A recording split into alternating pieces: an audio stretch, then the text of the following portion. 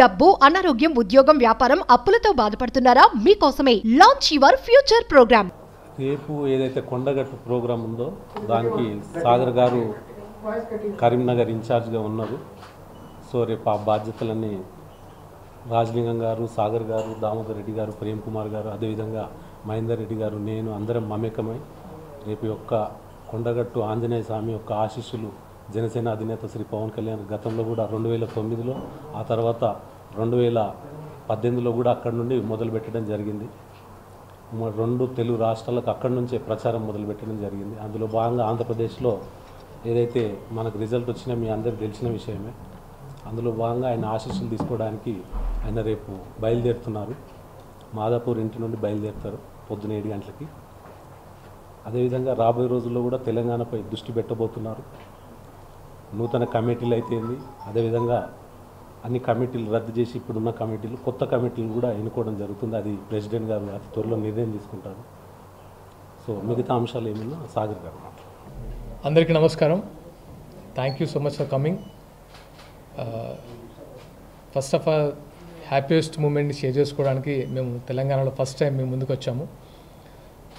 మీ అందరి ఆశీర్వాదంతో, తెలంగాణ ప్రజల ఆశీర్వాదం, ఆంధ్ర ప్రజల ఆశీర్వాదం, తెలుగు వారి ఆశీర్వాదంతో పవన్ కళ్యాణ్ గారు డిప్యూటీ సీఎంగా రావడం మనకు చాలా సంతోషాన్ని ఇచ్చింది. అంటే ఇది ఒక 15 సంవత్సరాల కళ అందరికీ. కళ్యాణ్ గారిని ఆ పొజిషన్లో చూడడానికి, అండ్ దాని వెనుక ఎన్ని అవమానాలు, ఎంత కష్టం, ఎంత నిబద్ధత అన్నీ ఉన్నాయి. దాని గురించి ఇప్పుడు మాట్లాడడం కంటే తెలంగాణలో ఫస్ట్ టైం గెలిచిన తర్వాత ప్రెస్ మీట్ పెట్టడం జరిగింది. And first of all thanks to ఇక్కడున్న రాష్ట్ర నాయకులకి, జన సైనికులకి అండ్ కార్యకర్తలకి. వీళ్ళందరూ వెళ్ళి ఆంధ్రాలో ఎవరికి వారు సొంతంగా ప్రచారం చేసి గెలుపులో భాగస్వామ్యం అయ్యారు. అందరికీ మరొకసారి అభినందనలు, కృతజ్ఞతలు తెలుపుకుంటున్నాను. అండ్ దాంతోపాటు ఫస్ట్ టైం కళ్యాణ్ గారు డిప్యూటీ సీఎం అయ్యాక అధికారికంగా కొండగట్టుకు రావడం జరుగుతుంది. అండ్ రేపు మార్నింగ్ మాదాపూర్ ఇంటి నుంచి 7 to 7:30 మధ్యలో బయలుదేరి కొండగట్టు రీచ్ అవుతారు, 11 o'clock మధ్యలో. అండ్ పూర్తి భద్రత వలయం ఉంటుంది. తెలంగాణ వ్యాప్తంగా అభిమానులు, జన సైనికులు అండ్ కార్యకర్తలు, వీర మహిళలు అందరూ ఆయన కోసం వెయిట్ చేస్తున్నారు. ముఖ్యంగా తెలియజేయడం ఏమనగా ఆయన దీక్షలో ఉన్నారు అండ్ అమ్మవారి దీక్షలో ఉన్నారు కాబట్టి పోలీసులకు సహకరించాలని మనస్ఫూర్తిగా కోరుకుంటున్నాను. అండ్ మళ్ళీ ఒకసారి డిఫరెంట్గా ఇక్కడ ఒక మీటింగ్ పెట్టి అందరినీ పేరు పేరున కలవబోతున్నారు, అది కూడా దృష్టిలో పెట్టుకోవాలి. అండ్ జనసేన ఇక్కడ బలోపేతం చేయడానికి కళ్యాణ్ గారు ఒక సమావేశం పెట్టడం కూడా జరుగుతుంది. అండ్ జనసేన ఆల్రెడీ ఇక్కడ ఉంది. ఆఫ్టర్ ఆంధ్రప్రదేశ్ ఫలితాల తర్వాత ఇంకా బలంగా ముందుకెళ్తుందని అందరూ ఇక్కడ ఎక్స్పెక్ట్ చేస్తున్నారు, అలాగే జరుగుతుంది. అండ్ సమస్యల గురించి కూడా ఇక్కడ నాట్ ఓన్లీ కళ్యాణ్ గారిని చూడడానికే కాదు, అక్కడ ఉన్న లోకల్ సమస్యల గురించి కూడా చాలామంది వస్తున్నారు. ముఖ్యంగా సిరిసిల్ల ఇష్యూ గురించి కొంతమంది వచ్చి, చేనేత కార్మికులు వచ్చి వాళ్ళ ప్రాబ్లమ్స్ కూడా తెలియజేస్తున్నారు. అంటే సందర్భం కాకపోయినా ఎందుకు చెప్తున్నానంటే అక్కడ 8 ఆత్మహత్యలు చేసుకున్నారు. వాళ్ళందరూ వచ్చి మేము ఒక మెమోరాండం ఇస్తాము కళ్యాణ్ గారికి, ఎందుకంటే చేనేత వాళ్ళ గురించి కళ్యాణ్ గారు ఇంతకుముందు వచ్చారు సిరిసిల్ల. అండ్ మా ప్రాబ్లమ్స్ ఇప్పుడు కొంచెం పెద్దగా అయ్యాయి గవర్నమెంట్ తర్వాత, ఎందుకంటే ఈ 10 సంవత్సరాల కాలం కంటే ఇప్పుడు కొంచెం 6 నెలల్లోనే 8 ఆత్మహత్యలు చేసుకున్నారు. సో ఒకసారి మేము వినతి పత్రం ఇస్తామని కొంతమంది వచ్చారు. సో వాళ్ళది కూడా మేము కళ్యాణ్ గారి దృష్టికి తీసుకెళ్తాం. అంటే సంతోషం కాదు, సమస్యలు కూడా చెప్పుకోవడానికి చాలామంది ఉన్నారు కళ్యాణ్ గారితో షేర్ చేసుకోవడానికి.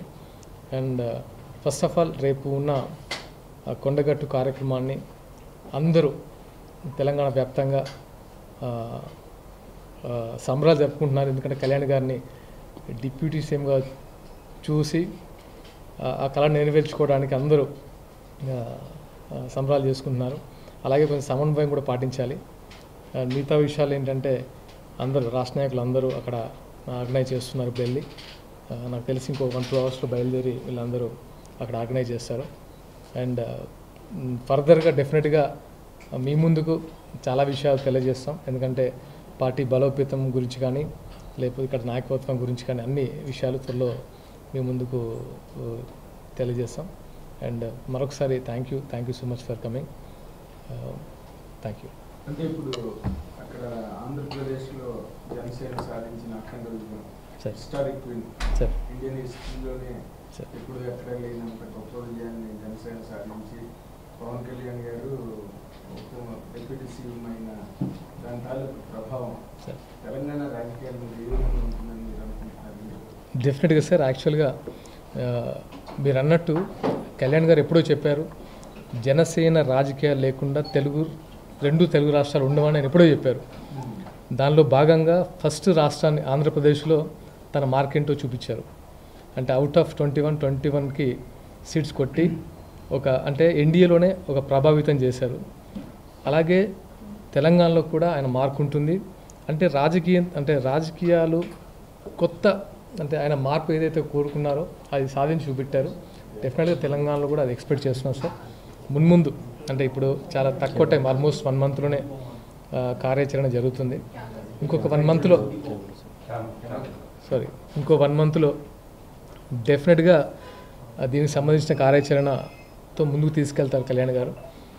క్యాడర్ కూడా చాలా ఎక్స్పెక్ట్ చేస్తున్నారు. నాట్ ఓన్లీ దట్, తెలంగాణ వ్యాప్తంగా నాకు ఫోన్స్ వస్తున్నాయి అంటే జాయినింగ్స్ అవ్వడానికి కానీ, అంటే జనసేన విజయం ఏదైతే ఉందో అది తెలుగు రాష్ట్రాలను కాదు, ఆల్మోస్ట్ టోటల్ భారతదేశంలో ఒక ప్రభావం చూపింది కళ్యాణ్ గారి రాజకీయ మార్క్.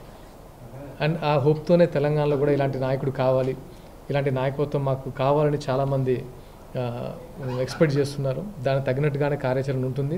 మున్ముందు డెఫినెట్గా జనసేన చాలా బలంగా తెలంగాణలో పార్టిసిపేట్ చేస్తుంది.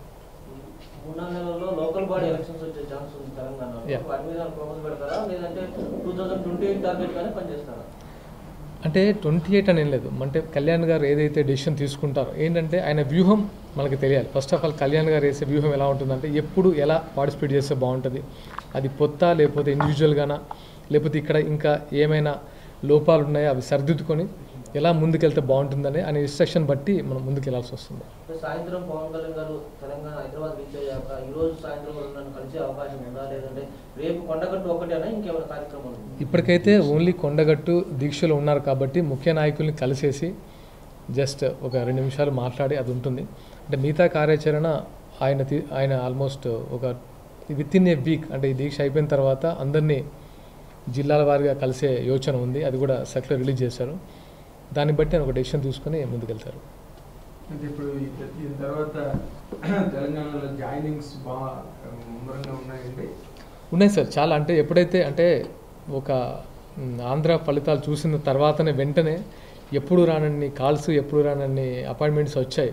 మేము జాయిన్ అవుతాం, ఆయన నాయకత్వంలో పనిచేయాలని మాకు అని యువత, దాంతోపాటు వివిధ నాయకులు, వివిధ పార్టీలో ఉన్న నాయకులు కూడా, ముఖ్యంగా అంటే టీఆర్ఎస్, బీజేపీ, కాంగ్రెస్లో ఉన్న నాయకులు కూడా కొంతమంది ఉత్సాహంగా ఉన్నారు. జనసేనలో జాయిన్ అయ్యి పనిచేయడానికి సిద్ధంగా ఉన్నారు. దానికి ఏంటంటే మాకంటూ ఒక లిమిటేషన్స్ ఉంటాయి. అవి ఒక కార్యాచరణ తర్వాత అంటే అధ్యక్షులు మాట్లాడిన తర్వాత మిగతా కార్యక్రమాలు ముందుకు తీసుకెళ్తారు. మీకు వచ్చిన కాల్స్లో ఏ పార్టీకి సంబంధించిన నాయకులు ఎక్కువ ఉన్నాయండి? అంటే అదేం లేదు. అంటే నాకు తెలిసి అన్ని పార్టీలు ఉన్నారు. అంటే ఎలా ఉందంటే కళ్యాణ్ గారి మీద నాయకత్వంతో, నమ్మకంతో అటు టీఆర్ఎస్ పార్టీ కానీ, కాంగ్రెస్ పార్టీ వాళ్ళు కానీ అంటే పని చేయడానికి అంటే ఆయనకున్న ఇప్పుడు ఎలా ఉంటుందంటే రాజకీయాలు ఒక్కొక్క కోణంలో ఒక్కొక్కలా చూస్తారు కొంతమంది. అంటే నా దృష్టిలో కళ్యాణ్ గారి నాయకత్వం ఒక మార్పు తీసుకొచ్చిందని నేను అనుకుంటున్నాను. ఎందుకంటే ఆంధ్ర రాజకీయాల్లో, అలాగే తెలంగాణలో కూడా చాలామంది ఒక కమ్యూనిజం భావాలతో అంటే ముఖ్యంగా యువత ఇక్కడ కళ్యాణ్ గారిని బాగా ఓన్ చేసుకుంటారు. అలాంటి వాళ్ళు జాయిన్ అవ్వడానికి ఎక్కువ ఇష్టపడుతున్నారు. ఆల్రెడీ మీరు ఎన్డీఏతోనే పొత్తు పెట్టుకున్నారు కదా సార్. మీకు వచ్చిన కాల్స్లో కాంగ్రెస్ లేదా బీఆర్ఎస్ 2 పార్టీలు ఉన్నారు. ఈ రెండింటిలో ఏది ఎక్కువ వచ్చాయని అడుగుతుంది. బీజేపీ అంటే అది మీ ఇంటర్నల్ ఆల్రెడీ పొత్తులో భాగమే కదా సార్. మీరు అన్నట్టు బీఆర్ఎస్ నుంచి వచ్చాయి, కాంగ్రెస్ నుంచి వచ్చాయి, బీజేపీ నుంచి కూడా వచ్చాయి. ఎందుకంటే బీజేపీలో కొంతమంది ఉండొచ్చు, కూటమిలో భాగమైన కొంతమంది మనతో పనిచేయడానికి సిద్ధంగా ఉండే వాళ్ళు ఉంటారు కదా. సో అందరూ వచ్చాయి కాల్స్. అదే సార్, అంటే యాక్చువల్గా ఇప్పుడు చాలా తక్కువ, అంటే ఇనీషియల్ స్టేజ్ ఇప్పుడు ఉంది. సో ముందు ఏంటంటే కళ్యాణ్ గారు ఒక డెసిషన్ తీసుకుంటారు. ఇప్పుడు అక్కడ తన కార్యాచరణ మీద దృష్టి పెట్టారు. ఏపీలో మొన్ననే ఛార్జ్ తీసుకుని అక్కడ ఉన్న సమస్యలు పరిశీలించడానికి ట్రై చేస్తున్నారు. నాకు తెలిసి ఆల్మోస్ట్ ఒక 1 month అది కొంచెం సెటిల్ అయిన తర్వాత ఇక్కడ ఉన్న పరిస్థితులను బట్టి ఇక్కడ ఏం చేద్దాం, ఎలా చేద్దాం, ఎలాంటి క్యాడర్ పెడదాం, ఎలా వెళ్తే బాగుంటుంది, పొత్తులు వెళ్తే బాగుంటుంది, అది కళ్యాణ్ గారు తీసుకునే డెసిషన్. అంటే ఆయన అక్కడ గవర్నమెంట్లో ఉప ముఖ్యమంత్రి పదవిలో చాలా బిజీగా ఉన్నారు. ఇక్కడ పార్టీ వ్యవహారాలు నడిపించడానికి కీలకంగా వ్యవహరించే వ్యక్తి ఎవరంటే మీరు? సార్ ఇక్కడ అదేం లేదు సార్, అందరూ ఉన్నారు. యాక్చువల్ మహేందర్ రెడ్డి గారు, శంకర్ గౌర్ గారు, రాజలింగం గారు, ముమ్మారెడ్డి ప్రేమ్ కుమార్ గారు, దామోదర్ రెడ్డి గారు, ఇక్కడ ఒక ఆయనకు అంటే ఎప్పటి నుంచో, అంటే ఆల్మోస్ట్ ఒక 10 సంవత్సరాల నుంచి ఉన్న వాళ్ళందరూ ఉన్నారు. సో నన్ను ఏంటంటే నాకు ఆల్మోస్ట్ నవంబర్లో నేను జాయిన్ అయ్యాను. ఆయనతో ఎప్పటి నుంచో జర్నీ ఉన్నా, పార్టీలో మాత్రం ఒక నవంబర్లో నేను జాయిన్ అయ్యాను. నాకు తెలంగాణ ప్రచార కార్యదర్శి పదవి ఇచ్చారు. అంటే ఈ దీనిలో భాగంగా ఏంటంటే జనసేన సిద్ధాంతాలు కానీ, జనసేన భావజాలను కానీ, అంటే ఇవన్నీ నేను ప్రజల్లోకి తీసుకెళ్లడమే నా బాధ్యత. నాకు ఒక బరువైన బాధ్యత అని పెట్టారు. నన్ను నమ్మి పెట్టినందుకు దీన్ని 100% చేయాలని నేను నిర్ణయించుకున్నాను. సుమన్ టీవీలో మీ పర్సనల్ అండ్ బిజినెస్ ప్రమోషన్స్ కోసం కింది నెంబర్కి కాంటాక్ట్ చేయండి.